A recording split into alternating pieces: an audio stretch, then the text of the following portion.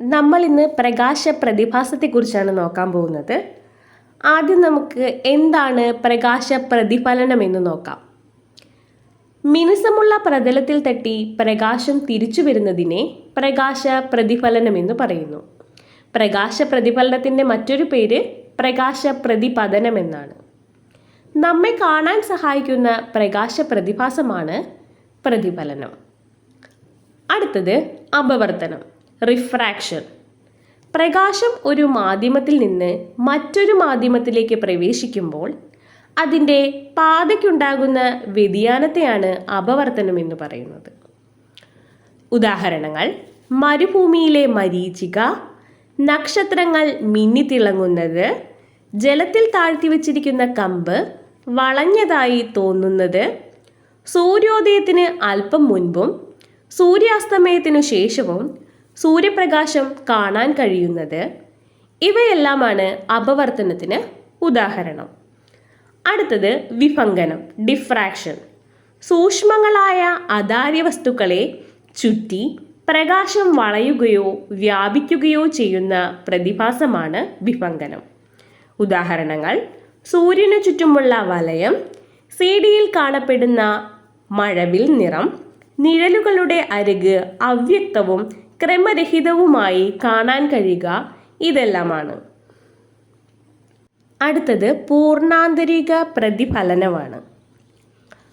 പ്രകാശിക സാന്ദ്രത കൂടിയ മാധ്യമത്തിൽ നിന്ന് കുറഞ്ഞ മാധ്യമത്തിലേക്ക് ക്രിട്ടിക്കൽ കോണിനേക്കാൾ കൂടിയ പതനകോണിൽ പ്രകാശരശ്മി പ്രവേശിക്കുമ്പോൾ ആ രശ്മി അപവർത്തനത്തിന് വിധേയമാകാതെ അതേ മാധ്യമത്തിലേക്ക് പ്രതിപാദിക്കുന്നതാണ് പൂർണ്ണാന്തര പ്രതിഫലനം. ഇവിടെ ക്രിട്ടിക്കൽ കോൺ എന്ന് വെച്ചാൽ എപ്പോഴാണോ അപവർത്തന കോൺ 90 ഡിഗ്രി ആകുന്നത് അപ്പോഴുണ്ടാകുന്ന പതനകോണിനെയാണ് ക്രിട്ടിക്കൽ കോൺ എന്ന് പറയുന്നത്. പൂർണ്ണാന്തരിക പ്രതിഫലനത്തിൻ്റെ ഉദാഹരണങ്ങൾ: വജ്രത്തിൻ്റെ തിളക്കം. വജ്രത്തിൻ്റെ തിളക്കത്തിന് കാരണം പൂർണ്ണാന്തരിക പ്രതിഫലനമാണ്. എൻഡോസ്കോപ്പിയിൽ പ്രാവർത്തികമാക്കിയിരിക്കുന്നതും ശരീരത്തിൻ്റെ ആന്തരിക ഭാഗങ്ങൾ വീക്ഷിക്കുവാനായി വൈദ്യശാസ്ത്രത്തിൽ ഉപയോഗിക്കുന്ന പ്രകാശ പ്രതിഭാസവും പൂർണ്ണാന്തരിക പ്രതിഫലനം തന്നെയാണ്. പിന്നെ ഒപ്റ്റിക്കൽ ഫൈബർ വഴി വിവരവിനിമയത്തിന് സഹായകമാകുന്ന പ്രകാശ പ്രതിഭാസവും പൂർണ്ണാന്തരിക പ്രതിഫലനം തന്നെയാണ്. അടുത്തത് വിസരണമാണ്. ഒരു മാധ്യമത്തിലൂടെ പ്രകാശം കടന്നു പോകുമ്പോൾ അന്തരീക്ഷവായുവിലെ പൊടിപടലത്തിൽ തട്ടിയുണ്ടാകുന്ന ക്രമരഹിതവും ഭാഗികവുമായ പ്രതിഫലനമാണ് വിസരണം.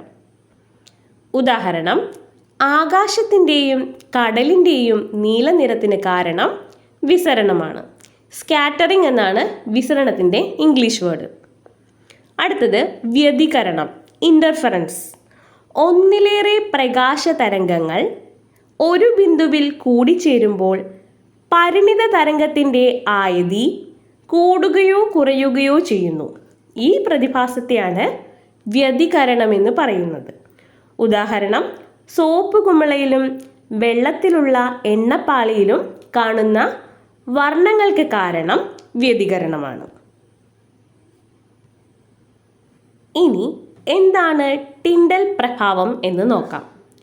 കൊളോയിഡുകൾ പോലെ സൂക്ഷ്മ കണികകൾ നിറഞ്ഞ മാധ്യമത്തിലൂടെ സഞ്ചരിക്കുമ്പോൾ പ്രകാശത്തിന് അതിൻ്റെ പാതയിലുണ്ടാകുന്ന വിസരണം മൂലം വളരെ ചെറിയ കണികകൾ പ്രകാശികമാകുന്നു. അതിനാൽ പ്രകാശത്തിൻ്റെ സഞ്ചാരപാത ദൃശ്യമാകുന്നു. ഈ പ്രതിഭാസമാണ് ടിൻഡൽ പ്രഭാവം. എന്താണ്?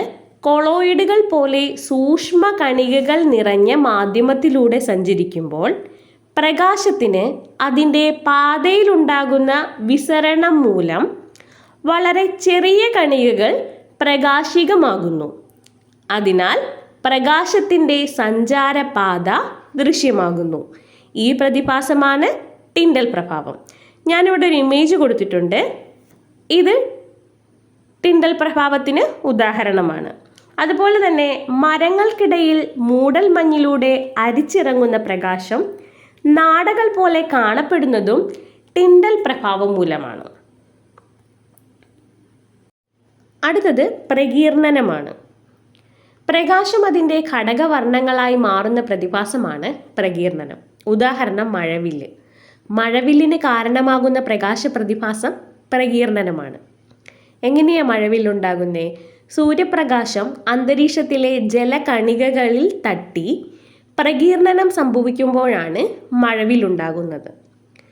പരീക്ഷകളിൽ മഴവില്ലിന് കാരണമാകുന്ന പ്രകാശ പ്രതിഭാസം ഏത് എന്ന് ചോദിച്ചിട്ട് ഓപ്ഷനിൽ പ്രകീർണനം മാത്രം തരുവാണെങ്കിൽ അത് എഴുതാം.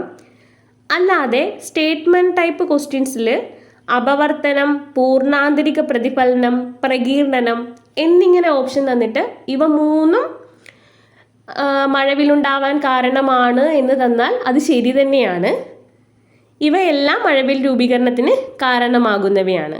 ഓപ്ഷനിൽ പ്രകീർണനം മാത്രമാണ് തരുന്നതെങ്കിൽ അതുമാത്രം എഴുതിയാൽ മതി.